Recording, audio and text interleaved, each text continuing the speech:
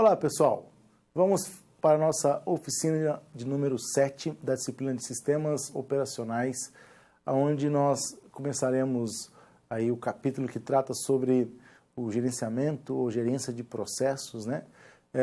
Espero que vocês estejam aí acompanhando o nosso material e outros também conteúdos complementares, caso tenham dúvidas, pesquisando para que a gente possa fazer um aproveitamento interessante aqui nas nossas oficinas. Então, como hoje a gente vai trabalhar melhor a parte de gerenciamento de processos, ou gerência de processos como um todo, a gente trabalhará aí sobre o tema também de escalonamento. Então, veja só, quando a gente tem computadores, né, e se a gente imaginar desde quando eles surgiram, que tínhamos então os monothreads, a gente viu agora multithreads, e a gente sabe a quantidade de ações, tarefas que um processador cuida. E aí você pode imaginar a competitividade ou a percepção de prioridade que ele deve atender. Então imagina que você está trabalhando ali com um aplicativo na sua tela, você está navegando na internet e de repente você viu um produto lá numa loja de e-commerce e aí você fala, poxa, peraí, deixa eu fazer uma conta aqui, né? Aí você abre uma calculadora no seu software ali, no seu software utilitário do seu sistema operacional, e aí de repente você está ali fazendo aquela conta, a calculadora ela não foi muito suficiente, ela te fez as contas, mas você precisava de guardar um pouco mais de dados, aí você então resolve fechar a calculadora e abrir o Excel, né? Uma planilha aí qualquer, ou vai lá no Google Docs ou num serviço do Office, enfim, numa planilha eletrônica e começa a planilhar ali, de repente você então gera um monte de relatórios, de dados, aí você quer exportar isso, então você exporta para um PDF, para um CSV, para um XLS, extensões de arquivo, e aí se você exporta, por exemplo, para um PDF, aí você clica, abre outro software de leitor, né, de PDF, e assim você está percebendo a quantidade de tarefas que você está interrompendo, você está acionando, criando múltiplas tarefas, mesmo que você, às vezes, não utilize a aplicação, o fato daquela aplicação estar aberta ali numa janelinha minimizada no seu computador, tem um monte de tarefas acontecendo. E, ao mesmo tempo, você está ouvindo uma música, não é? Está trocando pacotes de dados por conta da internet, tem um browser aberto, tem alguma coisa rodando. Então, essa imensidão de situações que a gente faz no dia a dia gera ainda N vezes maior a quantidade de tarefas, de tasks ali, né, que os processadores estão tendo que dar conta de armazenar um dado na memória RAM, às vezes fazendo swap. Então, você tem memórias secundárias, e isso tem toda a arquitetura de computador, a arquitetura organizacional, né, dos computadores, para ver como que o fluxo da informação dá desde o input, processamento e o seu output. E com isso, existe lá dentro da unidade central de processamento, a nossa CPU, as unidades ali, lógica, unidade, né, aritmética, toda aquela coisa, mas com uma gestão, um gerenciamento em relação aos processos, e processos que podem ser interrompidos, outros não podem ser interrompidos. Então a gente vê algumas aplicações que têm essa possibilidade de ser interrompido, ou às vezes a possibilidade de não ser interrompido. E assim o sistema operacional então tem algoritmos, né? Que algoritmos nada mais é do que uma sequência pré-estabelecida de um monte de ações ou de instruções que um software ou um programa, uma aplicação deverá fazer. Então, por meio desses algoritmos, representados já em partes programadas, né, ele gerencia o uso do processador de diferentes maneiras. E assim depende também do motivo do qual ele está sendo utilizado ou da aplicação também que se tem ali. Como, por exemplo, nessa situação que eu acabei de exemplificar de um sistema operacional como Windows, Linux, Mac, que é para uso pessoal, ou mesmo que seja para profissional, mas assim, para uma pessoa, né, seja para a finalidade que for, eu tenho uma possibilidade interativa muito grande. Agora, imagine se nós estivermos pensando em computadores com aplicações um pouco mais aplicada, com alta performance e que não pode ser interrompido em hipótese alguma. Como, por exemplo, sistemas de aviação, sistemas bancários, hospitais que às vezes têm aparelhos que estão num processador contínuo em relação às máquinas das pessoas que utilizam equipamentos, que por trás de tudo aquilo tem o computador de fato, né, gerenciando, mesmo que seja de uma forma embarcada, não com um sistema operacional da maneira como a gente conhece, mas um sistema que esteja atuando ali no hardware, e aí você vai vendo algoritmos que podem ser interrompidos e outros não. E isso gera, por sua vez, uma série de situações que tem modos, porque, por exemplo, qual que é a prioridade, ou que tipo de prioridade que eu posso estabelecer para que o meu computador ou o meu processador entenda que aquilo é mais ou menos relevante, né? Então, quando eu abro um Excel lá no meu computador, eu abro uma planilha, eu abro o browser, eu abro um Photoshop, estou colocando softwares, aplicativos, né, de ordem pessoal, mas se na sua empresa você usa um RP e de repente tem uma chamada ali no seu RP que está conectado a um módulo de CRM, e aí você tem relatórios sendo gerados. Como que o processador lida com isso? Será que o computador e o processador, ele entende que uma ligação ela é mais importante do que um relatório? Ou então será que o relatório ele deve ser atendido primariamente em relação à solicitação de um acesso que às vezes precisa se fazer? Então, como que ele organiza isso, né? A gente está falando de forma muito superficial e ilustrada, só que quando a gente cai no nível operacional da máquina, isso é de uma complexidade muito maior, como vocês devem imaginar. E esse tipo de gestão de processador é que tem aí vários algoritmos, vários tipos.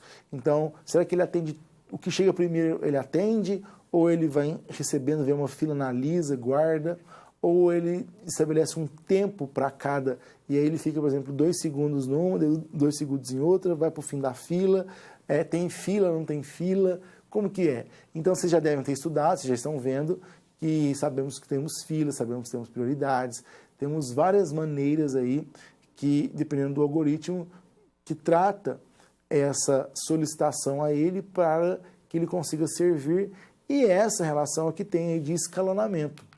Então, vamos começar a ver o slide na tela para a gente visualizar melhor isso.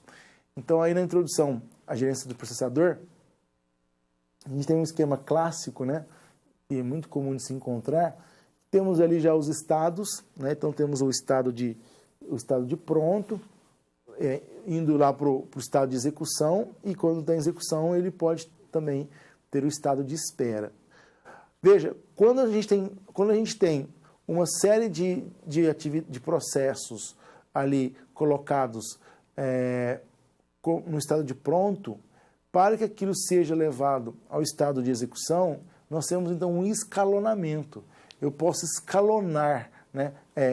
Eu posso justamente fazer um acréscimo de tarefas para que o meu computador consiga dar conta daquela demanda, e aí acontece o escalonamento para que o computador consiga servir da melhor maneira possível. E aí você tem vários motivos ou regras para que isso seja atendido conforme a necessidade. E aí o algoritmo que eu vinha falando também, ele é construído para que você trate de acordo com a aplicação, de acordo com o desejo da aplicação. E assim você vai ver então que o processador, ele, para não ficar ocioso, você não ter ali um pico, né, e de repente depois concentrar isso de uma forma única. Ou então ter uma perda, às vezes, de instrução que ele não consegue processar, ele guarda e gera uma fila, e ele vai entregando isso, e essa entrega tem suas vantagens, em algumas situações, outras têm desvantagens, e quando você está lendo aí conteúdo, você deve já perceber que temos situações, obviamente, que depende do contexto. E às vezes muda o contexto, né? E aí você começa um outro ciclo. Então, dependendo do tipo do interesse que se tem, essa arquitetura ou essa ligação a esse ponto de máquina, da gestão de processos, né? Ele também se torna de maneira imprescindível.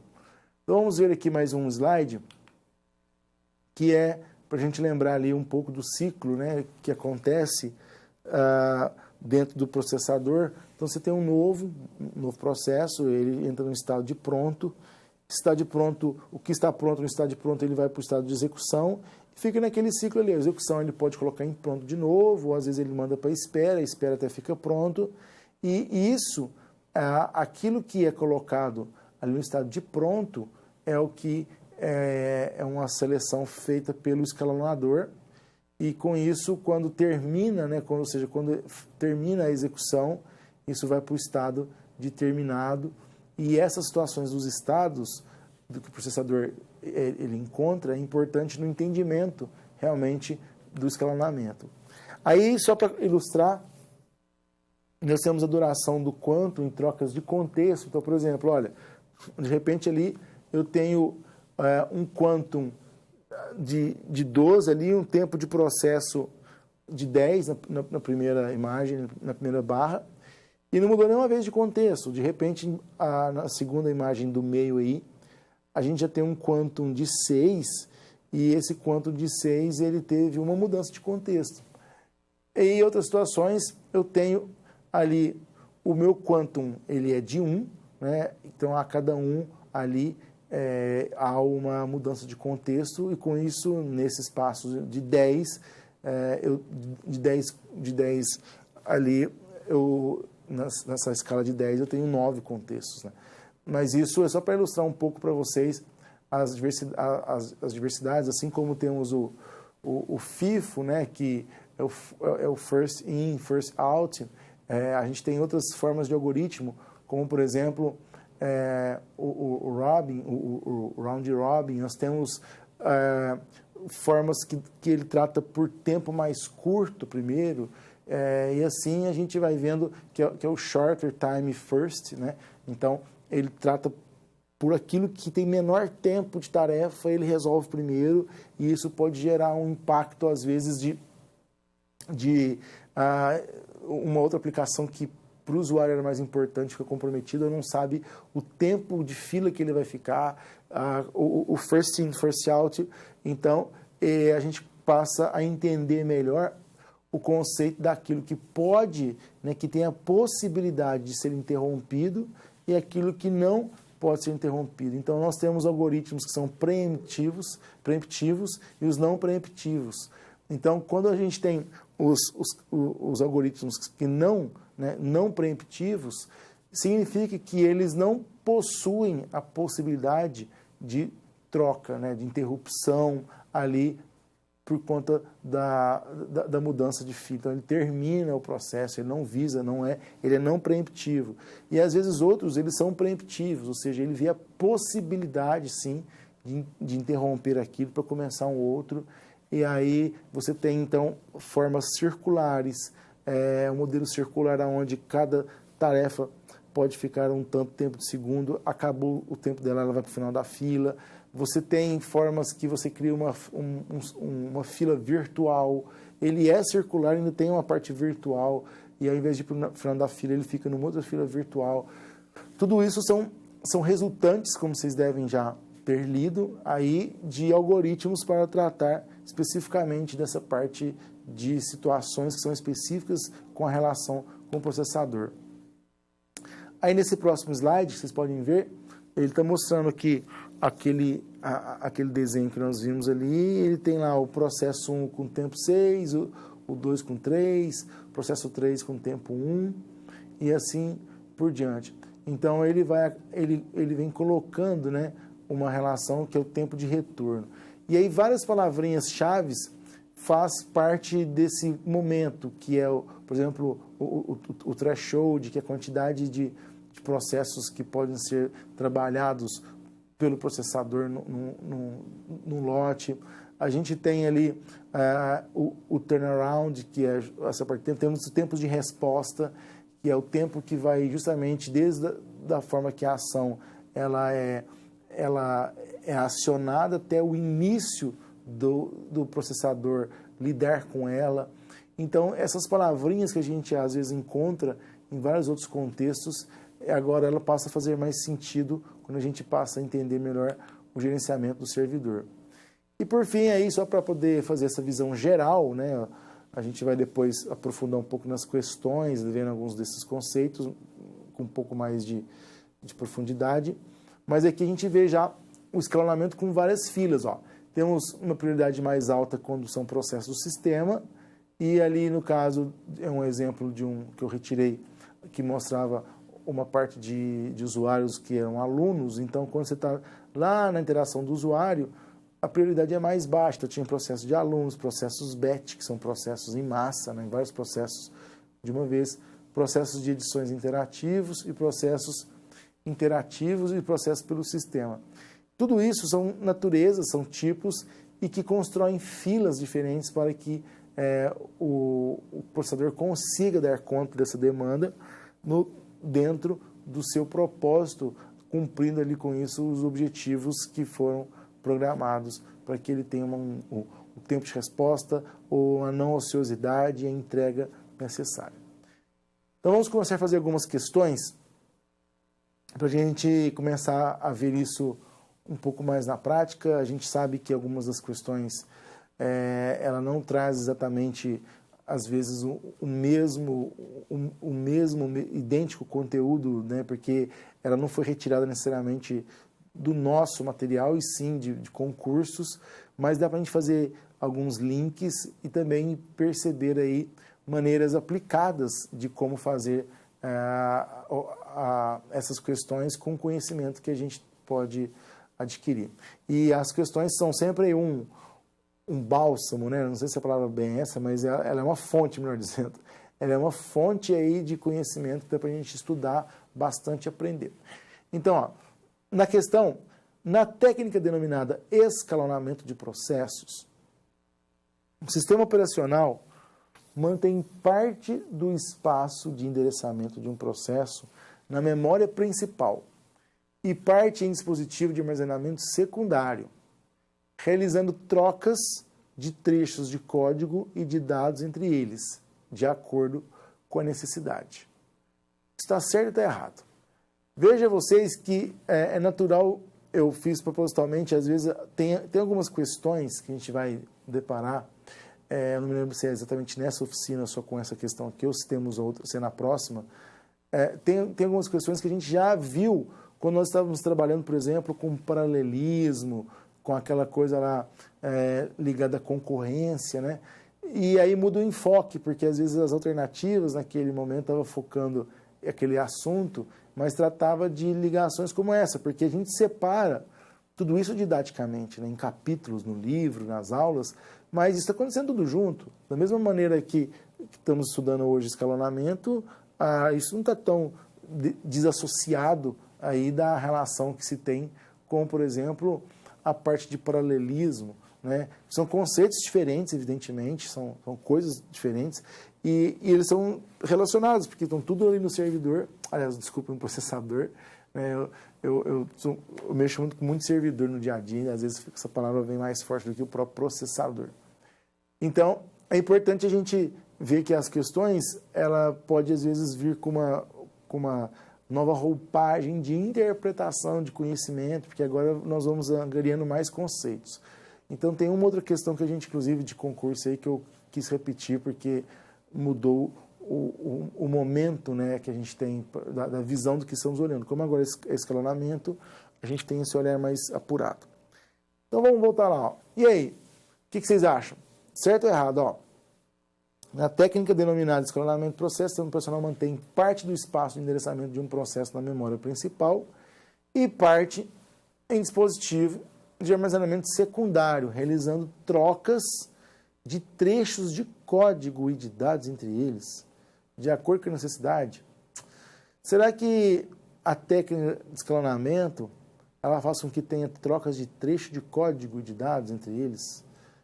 Então, isso daí a gente sabe que percebe que é errado, porque os processos, né, e ele mantém parte do espaço de endereçamento aí na memória principal.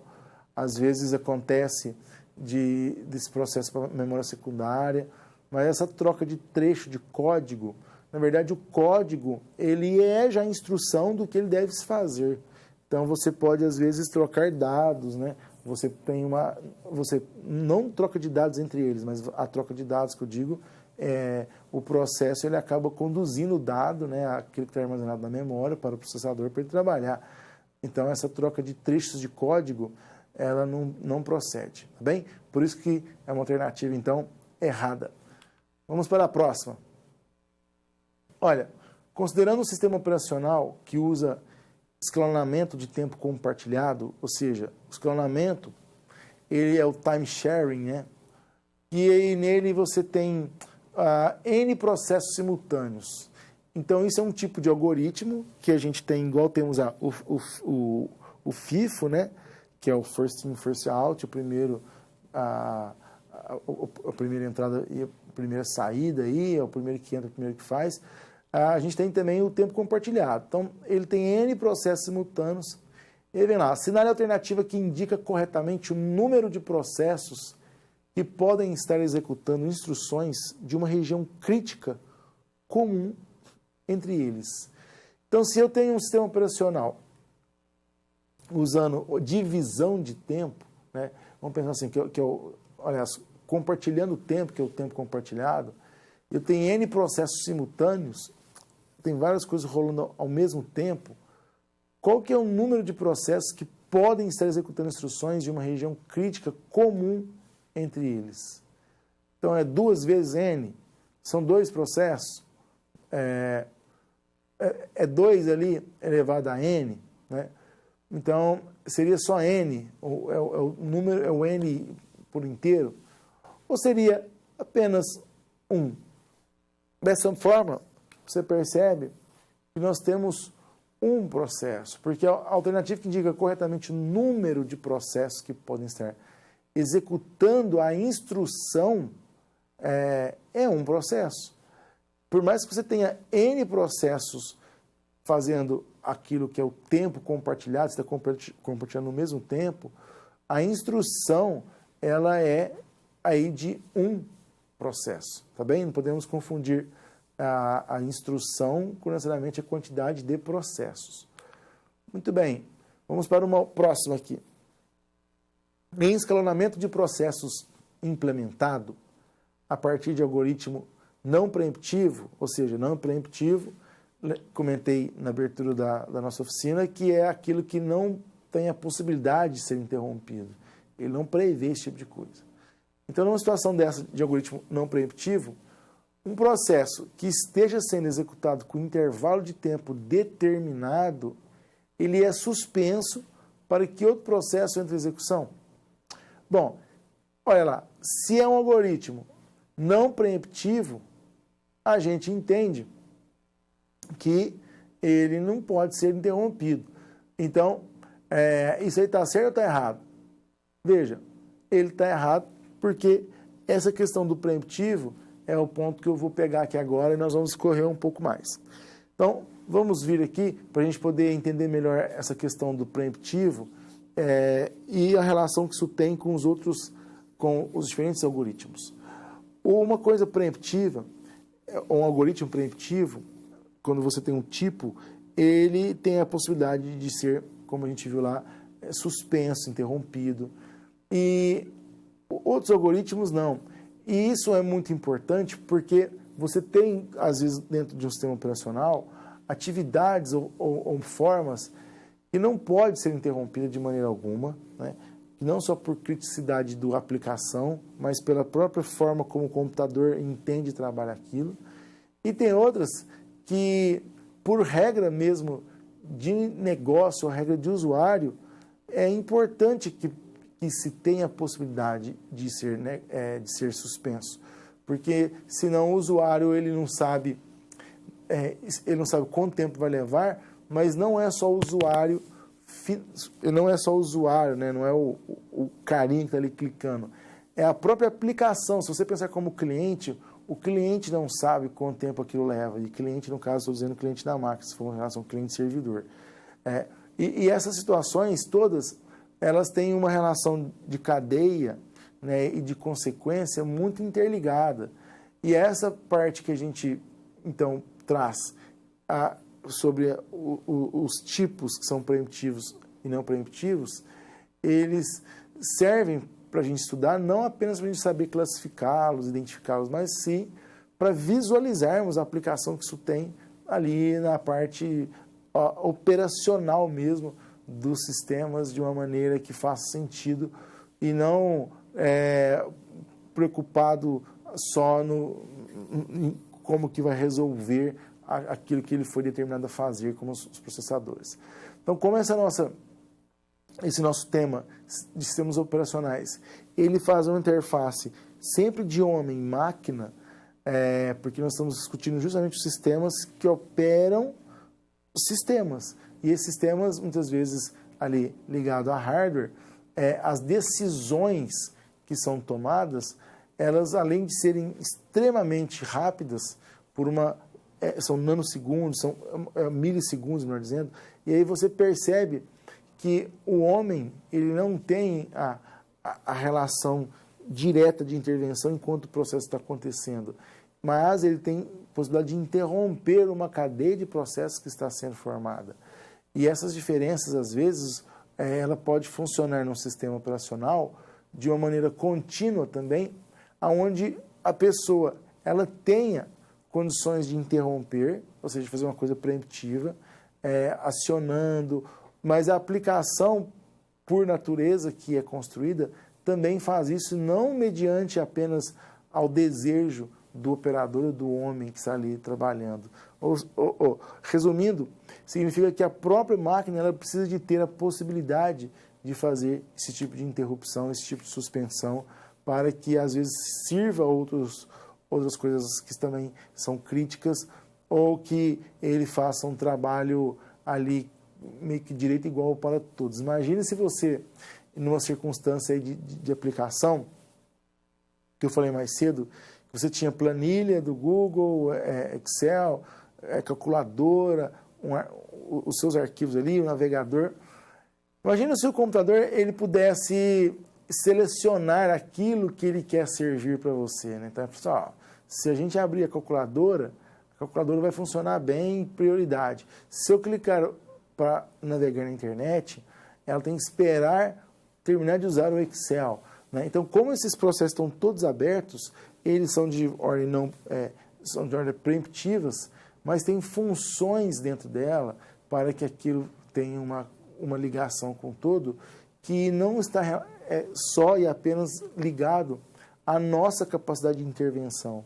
O que eu quero dizer é que essas intervenções, essas suspensões, é feita pelo próprio algoritmo, evidentemente, porque ele começa a arbitrar. Por isso que nós temos a unidade de controle dentro da unidade central de processamento, que é a CPU, que tem algoritmos, que são essas instruções, capazes de fazer esse tipo de gestão.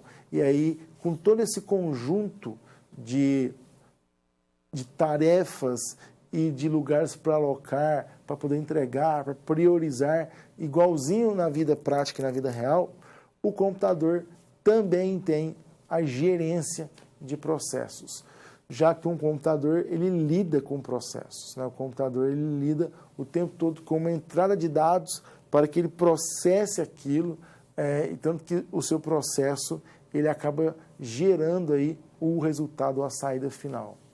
Então, nessa oficina a gente pôde ver uma visão bem assim, mais ampla, né? Entendendo ou começando a entrar em contato com essa situação de fazer a gestão específica de processos para que o computador consiga dar conta de todas as suas prioridades, de todas as suas demandas e assim servir da melhor forma possível, dar a escalabilidade aí por meio dos seus escalonamentos. Ok? É isso, pessoal.